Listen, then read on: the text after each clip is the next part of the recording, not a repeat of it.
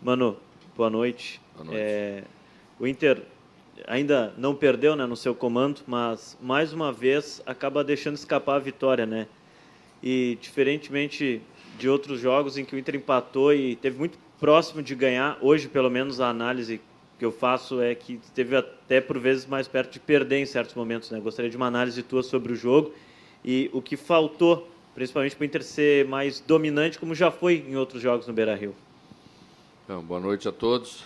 Eu acho que concordo contigo, acho que nós estivemos mais perto de perder do que de vencer.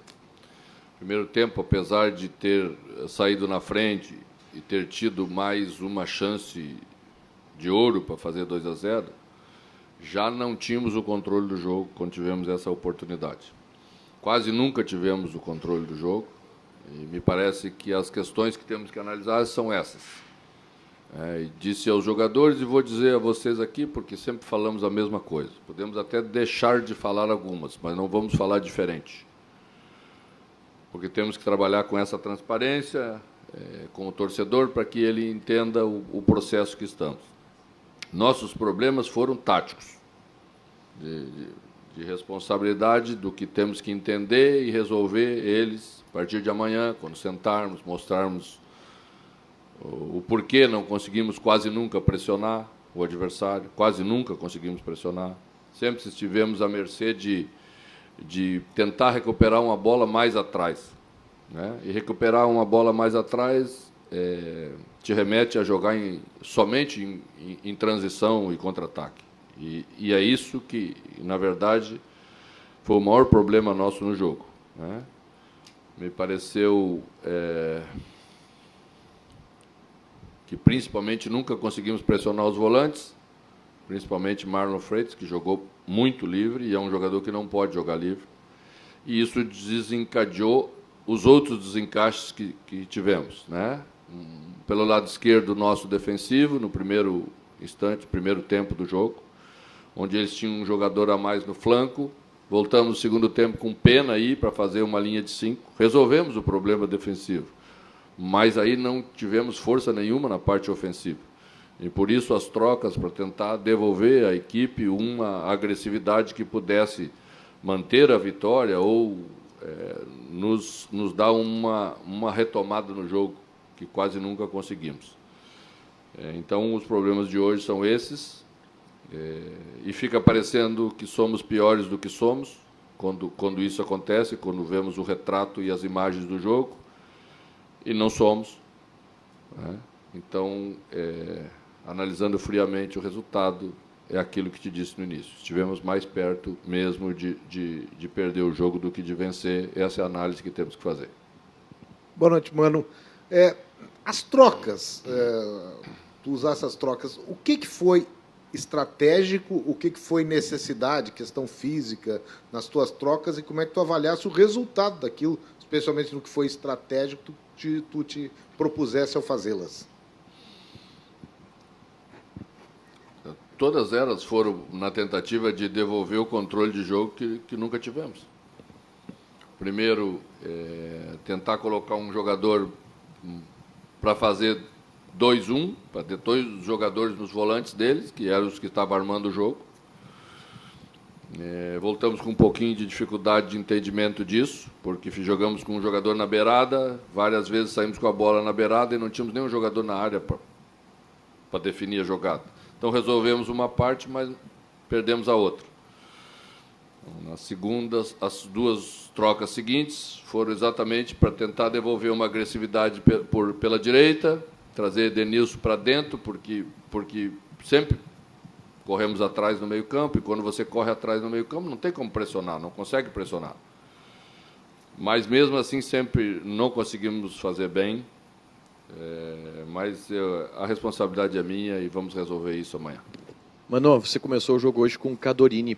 Eu queria que você explicasse se essa troca no time ela foi observando alguma questão estratégica deste jogo, ou se foi também uma promessa sua de gestão, de dar oportunidade para todo mundo, e tu viu nesse jogo uma chance de dar oportunidade para o Cadorini, porque que ele começou jogando, e a tua avaliação sobre a partida dele? Não era em relação ao jogo especificamente, é em relação à nossa equipe. aquilo que a gente vinha resolvendo e algumas coisas que estavam faltando. Queríamos uma agressividade um pouquinho maior de área, porque tínhamos movimentação, e já falamos isso no jogo anterior, né? Tínhamos com o David mais movimentação, ele propicia aos outros jogadores que interagem mais, mas às vezes faltava essa chegada mais forte, e a tentativa foi dar à equipe essa chegada mais forte com o Cadorini. As opções que temos para fazer isso é Wesley e Cadorini, né? Os outros jogadores, todos são jogadores de movimentação. Mano, boa noite.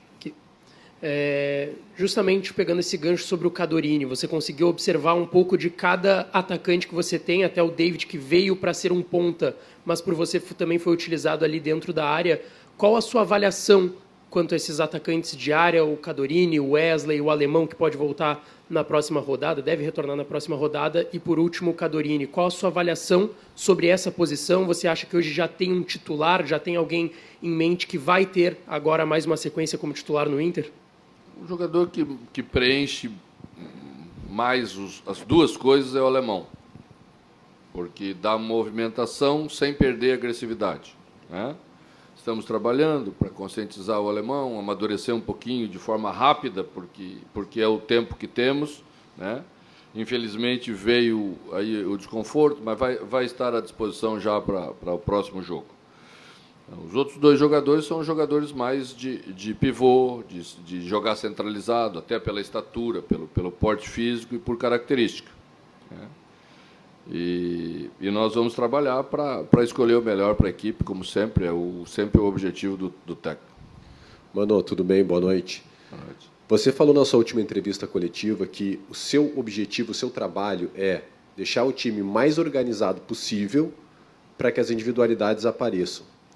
O que falta, se é que você entende que falta alguma coisa, para deixar esse time o mais organizado possível? Quais são os pontos que você vai se atentar, não só para corrigir os problemas de hoje que você falou, mas alguns problemas que vêm sendo recorrentes, que você acha que aqui precisa de mais atenção para organizar esse time, para que as individualidades e os resultados apareçam? Para a gente não falar em tese, quais são os problemas recorrentes que tu te refere?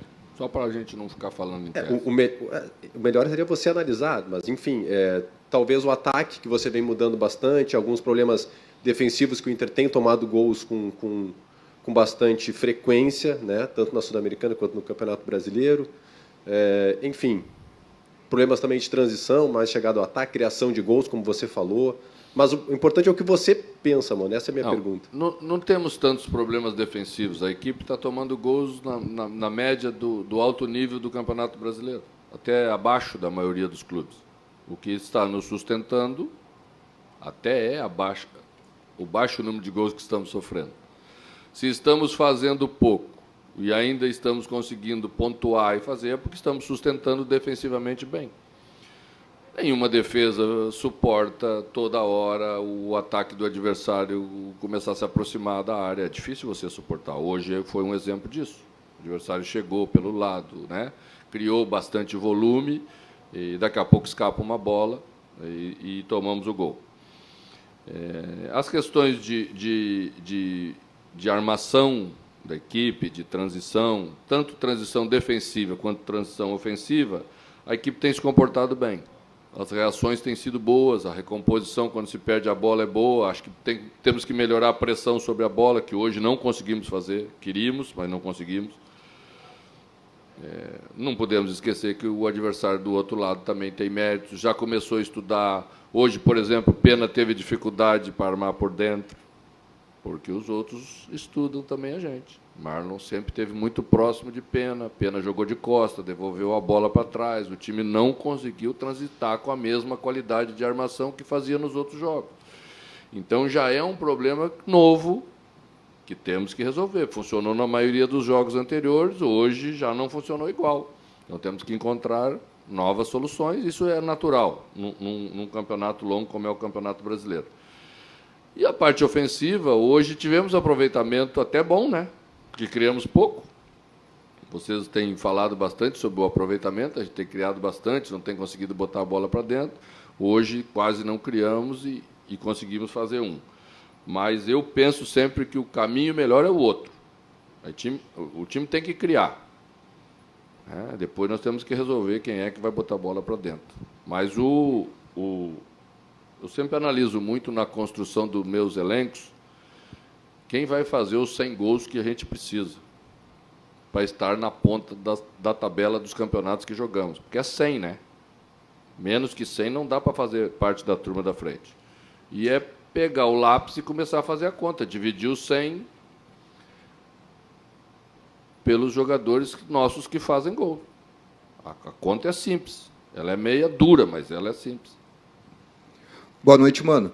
O Internacional, ele fez o gol e depois a equipe acabou recuando, né? Não vem com essa conversinha, porque essa aí eu já conheço, do treinador que puxa para trás, essa aí hoje não, tá? Não, mas pelo contrário, eu até ia dizer que tu estavas na beira do campo pedindo para que os jogadores do Inter aproximassem mais. Então, muito obrigado. Tu é um dos poucos. Não, realmente, você estava na beira do campo e pediu para os jogadores do Inter aproximar mais a marcação justamente porque Marlon Freitas, o Baralhas e o Jorginho estavam tendo muito espaço por ali. E eu queria saber de ti, o que tu buscou, o que tu gostaria que o Inter fizesse para apertar mais essa marcação e causar dificuldade no meio-campo dos adversários, evitando que, por exemplo, o Atlético Goianiense venha aqui no Beira-Rio e tenha mais posse de bola e troque mais passes que o Inter. Primeiro, aproveitar a oportunidade para deixar isso bem claro, que não basta só o treinador chamar o time para frente e que a gente não puxa para trás, porque ninguém gosta de jogar perto do seu gol. A gente gosta de jogar perto do gol dos outros, né? O adversário fez um movimento interessante que nós sabíamos que ele ia fazer. Puxou, Baralha aqui para o lado esquerdo, empurrou o lateral mais à frente e centralizou o Marlon Freitas. Nesse movimento, nós não conseguimos fazer o encaixe que queríamos fazer. Eles sempre conseguiram escapar, ou conseguiram escapar na maioria das vezes. Fizeram bem feito, fizeram, mas nós tínhamos que ter conseguido adiantar um pouco mais. E aí, se pegarmos as imagens, vamos ver que o mapa de calor de Marlon Freitas estava bem centralizadinho, né? Então, nós ficamos com o Marlon Freitas aqui na construção e ficamos com o Pena lá atrás no nosso setor, sem ninguém para pegar. Mas como o time perdeu a confiança de subir, o jogador olha e acha longe, não vai, não tem confiança para chegar lá. A gente ficou distante mesmo, e esse era o problema que nós tínhamos que resolver, e vamos resolver, porque isso pode acontecer novamente. Mano, boa noite. Uma das coisas mais faladas no pré-jogo e no pós-jogo é sobre a identificação do torcedor com o time atual, porque o Inter vem debatendo a questão do baixo público dentro do Beira-Rio, e a campanha dentro de casa também tem sido um fator que coloca o Inter na parte intermediária da tabela. Apenas uma vitória na despedida do D'Alessandro, com o Beira-Rio lotado, o gol no finalzinho. São 3 empates em sequência dentro de casa. Como o Inter vai reconectar o time com o torcedor? Qual o meia-culpa que você e o grupo fazem em relação ao que está vindo da arquibancada? O Inter venceu os 2 últimos jogos em casa pela Sul-Americana. Não podemos tirar os jogos só porque a tese não é essa. Campeonato Brasileiro nós não conseguimos vencer, mas vencemos os 2 jogos da Sul-Americana, que eram jogos decisivos, precisávamos vencer e demos uma resposta. Nesses dias que vencemos, o torcedor esteve mais ao nosso lado. O time jogou melhor, o time transmitiu coisas mais positivas para o torcedor. O torcedor não é um sujeito frio, né? Ele está olhando o jogo, ele está vendo o que está acontecendo, o adversário está mais com a bola, você está tendo dificuldade, a bola espirra no adversário, você tem muitas dificuldades. E o torcedor começa a sentir, né, isso. Nós temos que entregar um jogo mais consistente, um jogo melhor ofensivamente, porque é o que o torcedor quer ver, porque isso te aproxima da vitória. E a vitória é o objetivo de todos nós. E do torcedor também, que é o que ele quer ver. Mano, boa noite. A gente pode analisar a entrada do Tyson como algo que você pretende usar na formação inicial ou foi mais algo para mudar a postura da equipe na volta do intervalo? Olha, a questão de usar Tyson e Alan Patrick juntos merece um cuidado maior e um trabalho maior, porque é a parte mais difícil que a gente tem para fazer, né? É ganhar a qualidade que os dois podem dar à equipe sem perder competitividade, porque não adianta nada a gente ter qualidade e a bola estar com os outros. Nossa qualidade não vai ficar a serviço da equipe. Então, eu queria fazer os dois juntos, mas com mais trabalho. Eles já sabem, inclusive, que essa é a minha intenção, porque eu conversei, principalmente com o Tyson, que hoje ia ficar no banco novamente. O que apressou foi já as dificuldades que tivemos, então a proposta era fazer uma mudança tática na equipe, estratégica, para aglutinar um pouquinho mais e, principalmente, ter dois homens em cima dos dois volantes, porque aí entendimos que ali começaram todos os problemas que tivemos no jogo.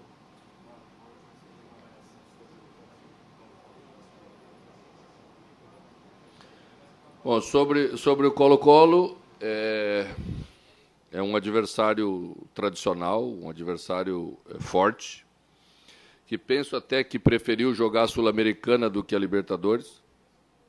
Falo isso porque estive para ir para lá e a intenção, já havíamos conversado isso há 2 anos atrás, e ouvi de um dirigente de lá que era melhor, era mais provável, que ficando em terceiro tinha mais chance de jogar a Sul-Americana.